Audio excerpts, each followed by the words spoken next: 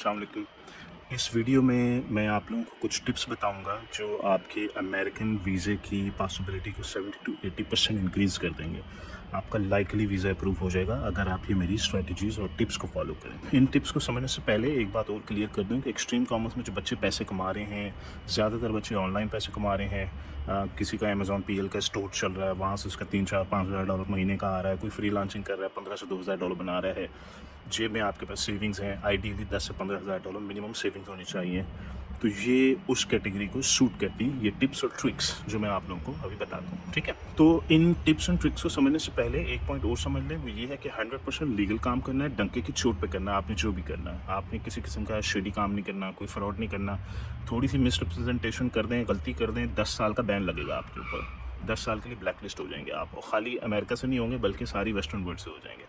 तो इसलिए एहतियात करें, बहुत सीधा स्ट्रेट फॉरवर्ड। आपने जो डॉक्यूमेंट में बात लिखी है वो अगले 20 से 30 साल अब आपके साथ ज़िंदगी में चलती रहेगी, जो रिकॉर्ड में आपने लिखा है। सबसे पहले आपको ये पार्ट समझना होगा कि अमेरिकन जो वीज़ा है B1 B2 जो विजिट वीज़ा होता है, उसके अंदर B1 कहते हैं बिजनेस वीज़े को, B2 कहते हैं टूरिस्ट वीज़े को।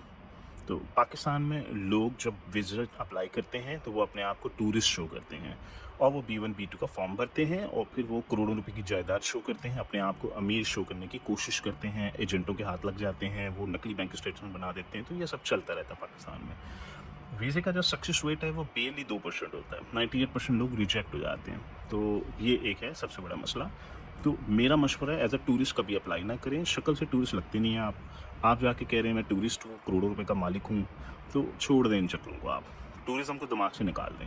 आपने जब भी अप्लाई करना है as a business visa apply करना है। टेक्निकली B1 B2 ही है, वीज़ा एक ही है, लेकिन उसकी सब कैटेगरीज में 2 टाइप्स आ रही है कि आपकी नीयत क्या है, आप अमेरिका जाना क्यों चाहते हैं। तो आपकी नीयत है बिजनेस विजिट। अच्छा, यहाँ पर आ जाइए। एजेंट लोग क्या करते हैं, एजेंट लोग दोबारा आपको करोड़ों रुपए के जायदाद का मालिक शो करेंगे, और आपकी प्रोफाइल बनाएंगे, आप ज़मींदार हैं और आप अमेरिका घूमने फिरने के लिए जा रहे हैं, या अमेरिका एग्जीबिशन के लिए जा रहे हैं, जो हमारा कॉमन रीज़न है सियालकोट वालों का, जी एग्जीबिशन के लिए जा रहे हैं। वहाँ पे फिर आपको डॉक्यूमेंटेशन दिखानी, फिर 2 नंबरियाँ, फिर वही फ्रॉड, फिर वही सब कुछ, फिर वही नकली पेपर वर्क, डॉक्यूमेंटेशन। तो मेरा मशवरा है इस मेथड को भी अवॉइड करें। करना बिजनेस ही है आपने, मेरा मशवरा है करना बिजनेस ही है, कैटेगरी B1 होनी चाहिए। लेकिन मेरी स्ट्रेटजी को समझ लें पहले। मेरी स्ट्रेटजी ये है कि आप अपने आप को मालिक ना शो करें, नकली 4 5 10 डॉक्यूमेंट्स ना बनाएं। भाई आप सीधा सीधा अपने आप को एम्प्लॉय शो करें, एक ऐसा एम्प्लॉय जिसका मालिक, जो कि बिजनेस ओनर है, वो उसको अमेरिका भेज रहा है, या पढ़ने के लिए, या पढ़ाने के लिए, या इंजीनियरिंग के लिए, या किसी काम को, किसी कस्टमर के मसले को हल करने के लिए भेज रहा है वो आपको। ये है सबसे आसान तरीन वीज़ा। 70 टू 80% लाइकली आपका वीज़ा अप्रूव हो जाएगा। इसमें क्या डॉक्यूमेंट चाहिए, क्या चाहिए, मैं आपको थोड़ा सा आइडिया दे देता हूँ। आप बिजनेस विजिट के लिए जा रहे हैं, लेकिन कोई पे कर रहा है आपके लिए, आप नहीं पे कर रहे। आप तो गरीब आदमी हैं, आपकी तनख्वाह है 1.5 लाख रुपये, और आप गरीब से आदमी हैं। आपका मालिक पे कर रहा है, मालिक का कस्टमर अमेरिका में है।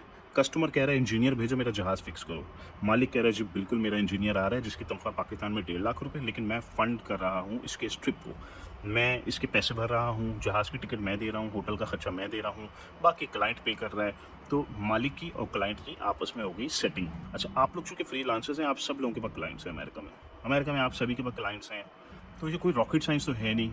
आप ही का क्लाइंट आपको कह रहा है भाई आओ मुझे पढ़ा दो, थोड़ा सा मुझे 1 to 1 कोचिंग दे दो। कौन सी रॉकेट साइंस, कौन सा गलत काम कर रहे हैं आप यहाँ पे? बिल्कुल सही कर रहे हैं आप, बिल्कुल जेन्युइन है, जायज़ है। अमेरिकन एम्बेसी को कोई एतराज़ नहीं इस चीज़ से। तो कहते हैं भाई आप जेन्युइनली अमेज़न के स्पेशलिस्ट हैं, आप वाकई डिजिटल मार्केटर हैं। आपका कस्टमर अमेरिका में कह रहा है कि आके मुझे पढ़ाओ, कोचिंग करो, कंसल्टिंग दो, मेरे मसले हल करो, मेरे एम्प्लॉयज़ को ट्रेन कर दो। जेन्युइन रिक्वायरमेंट है, और आप जेन्युइनली इस काम को करें, जेन्युइन डॉक्यूमेंटेशन के साथ करें, डंके की चोट पे करें। लेकिन पॉइंट समझ लें, पॉइंट ये है, एम्प्लॉय का वीज़ा सबसे आसान होता है, बिजनेसमैन का वीज़ा सबसे मुश्किल होता है। बिजनेसमैन से उन्होंने मांगने 50 डॉक्यूमेंट, एम्प्लॉय से मांगने उन्होंने 3 डॉक्यूमेंट्स कि भाई तुम्हारा बॉस दे रहा है, वाकई साबित करो तुम्हारा बॉस ये पे कर रहा है, तुम्हारी टिकट, तुम्हारा जहाज, तुम्हारा रहना, और कस्टमर वाकई पे कर रहा है। दैट्स इट, वीज़ा पक्का आपका। अच्छा, यहाँ पे मैं कुछ पॉइंट्स और ऐड कर देता हूँ आपके लिए। आप मुझे एक बात बताएं, आप सिंगल लड़के हैं 22 साल के, शादी हुई नहीं अभी तक, आपका वीज़ा ज़्यादा आसान है या एक मैरिड बंदे का वीज़ा आसान है जो पीछे बीवी बच्चों को छोड़ के जा रहे हैं? तो डेफिनेटली आप भी एग्री करते हैं कि हाँ, मैरिड बंदे का वीज़ा आसान है, उसकी टाइज स्ट्रॉन्ग है। एक तो आपने अपना केस बहुत स्ट्रॉन्ग कर दिया, आपने टूरिस्ट से निकल के बिजनेस वीज़े की तरफ चलेगा, ये केस आपका वाकई स्ट्रॉन्ग हो गया। दूसरी तरफ आपने इसको मजीद स्ट्रॉन्ग कर दिया अपने टाइज दिखा के। तो जब मर्द जाता है बीवी बच्चे पीछे छोड़ के, उसकी टाइज होती है बहुत स्ट्रॉन्ग, पीछे से उसकी जॉब है, उसकी एम्प्लॉयमेंट है, उसका बॉस उसको पे कर रहा है। चलिए मैं एक और पॉइंट पूछता हूँ आपसे। एक औरत जा रही है अपने बिलखते हुए हस्बैंड को और बच्चों को पीछे छोड़ के, और एक मर्द जा रहा है बीवी बच्चों को छोड़ के। इन दोनों में से किसका केस सबसे आसान है? औरत का केस सबसे ज़्यादा आसान है, जो एक बिलखता हुआ हस्बैंड पीछे छोड़ के जा रही है और एक रेंगते हुए बच्चे छोड़ के जा रही है।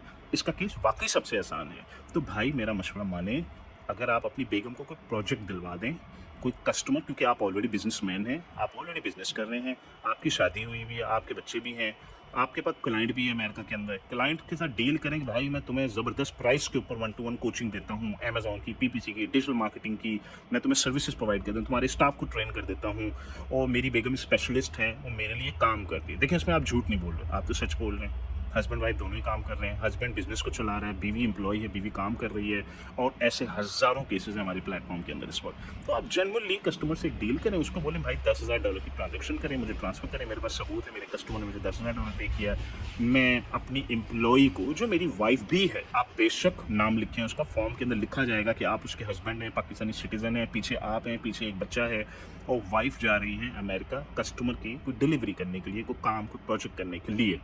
चलो जी, ज़बरदस्त। ये है सबसे सॉलिड तरीन केस, 90% अप्रूवल रेट के साथ आपको बता रहा हूँ, अगर आप इस स्ट्रेटजी को फॉलो करते हैं। हम यहाँ पे नेक्स्ट पार्ट समझ लें कि बेगम को वीज़ा मिल गया। कभी बच्चों को बीच में ना डालें। बेगम कह रही है मैं बच्चों के साथ जाना चाहती हूँ, मैं हस्बैंड के साथ जाना, तो रिजेक्शन पक्की है आपकी। पूरी फैमिली को वीज़ा दिलवा दिया आपने। वो कहते हैं वाइफ ले ले वीज़ा, उसके बाद 1-8 साल के बाद हस्बैंड को भी दे ही देंगे अखलाकन, बच्चों को नहीं देंगे। बच्चों को देने का मतलब पूरी फैमिली का स्लिप होने का रास्ता खुल गया। तो वो ये काम नहीं होने देंगे, कभी बच्चों को इन्वॉल्व ना करें, बच्चों को बोले पीछे छोड़ें आप। अच्छा, अब बहुत से लोग कहते हैं जी वाइफ को वीज़ा मिल गया तो करेंगे क्या, हमारी सेटलमेंट क्या है? देखिए सेटलमेंट के हैं 50 रास्ते, जिसमें से 2 हैं सबसे कॉमन। तीसरा अजाइलम दिमाग से निकाल दें, ना डंकी करनी है ना अजाइलम करनी। इन गंदे चक्रों को आप अवॉइड करें, पाकिस्तान का नाम बदनाम भी करते हैं इसके अंदर लोग। ये वाले मेथड से बिल्कुल भी ना यूज़ करें। अमेरिकन इमिग्रेशन आपको लीगली अलाउ करता है कि चेंज ऑफ स्टेटस आप कर सकते हैं। 2 रास्ते कॉमन हैं, एक F1 है, एक E2 है। वाइफ चली गई अमेरिका, शराफत से वापस आ जाएं, 2 हफ्ते 3 हफ्ते की ट्रेनिंग करके या कंसल्टिंग करके शराफत से वापस आएँ। उसके बाद कुछ महीनों के बाद आप दोबारा जाना चाहें तो जाएं। उससे एक इंटेंशंस आपकी क्लियर होती हैं कि जी ये डे 1 से इनकी इंटेंशन थी कि जी हमने स्लिप होना है या हमने सेटल होना है अमेरिका में। तो वो इंटेंशन को क्लियर करने के लिए आप जाएँ और वापस आएँ। उसके बाद वाइफ जा सकती है अमेरिका। अगर आप E2 अफोर्ड कर सकते हैं तो वाइफ E2 स्टेटस ले सकती हैं। लैंड लॉक हो जाएगी अमेरिका के अंदर। लैंड लॉक का मतलब ये होता है कि अब आप बाहर नहीं निकल सकते, लेकिन इस्लामाबाद से हस्बैंड जाएगा, बच्चे जाएंगे, E2 का डिपेंडेंट वीज़ा लेंगे और वो फ्लाई करके अमेरिका आ जाएंगे। E2 का जो डिपेंडेंट होता है, जो स्पाउस होता है, उसके पास वर्किंग के पूरे राइट्स होते हैं। वो जॉब भी कर सकता है, काम कर सकता है, उसको कोई रोक नहीं सकता, जो कि एक अच्छी बात है। तो ये कुछ ऑप्शंस हैं। F1 ले लिया, E2 ले लिया, ये 2 कॉमन राउट्स हैं। अजाइलम 3rd क्लास राउट है, मैं किसी को सजेस्ट नहीं करूँगा इन चक्रों में पढ़ने का। स्लिप विलिप होना, इलीगल काम करना, स्ट्रिक्टली अवॉइड करें इन कामों को। डंके की चोट पे करें, जेन्युइन करें, लीगल काम करें। ठीक है जी, ये एक टिप है। बाकी आपको ZZZ4 में काफ़ी सारी टिप्स मिल जाएंगी, आप चाहें तो वो वीडियो फॉलो कर लें। ओके जी, अल्लाह हाफिज़।